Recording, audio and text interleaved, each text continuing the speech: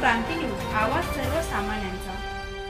राज्यातील दारूची अवैध विक्री रोखण्यासाठी राज्य उत्पादन शुल्क विभागाची धडक कारवाई। नाशिक जिल्ह्यातील राज्य उत्पादन शुल्क विभागाच्या भरारी पथक क्रमांक 2 तर्फे मोठी कारवाई करण्यात आली आहे।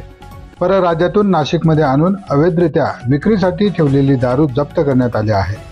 या कारवाईत भरारी पथकाने तब्बल 1,11,840 रुपये किमतीचा मुद्देमाल जप्त केला आहे।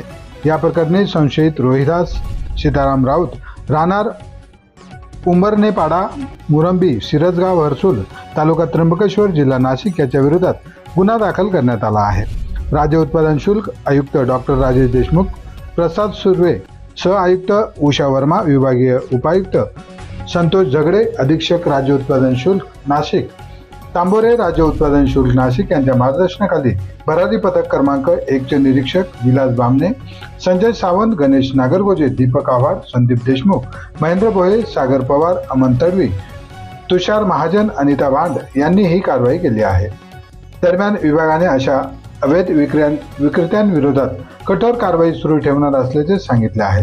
नागरिकांनी कुठेही अवैध दारू विक्री होत असल्याची माहिती मिळाल्यास ती तात्काळ विभागाला कळवावी असे आवाहन करण्यात आले आहे। महाराष्ट्र क्रांती न्यूज साठी वृत्त संकलन विभाग, त्र्यंबकेश्वर।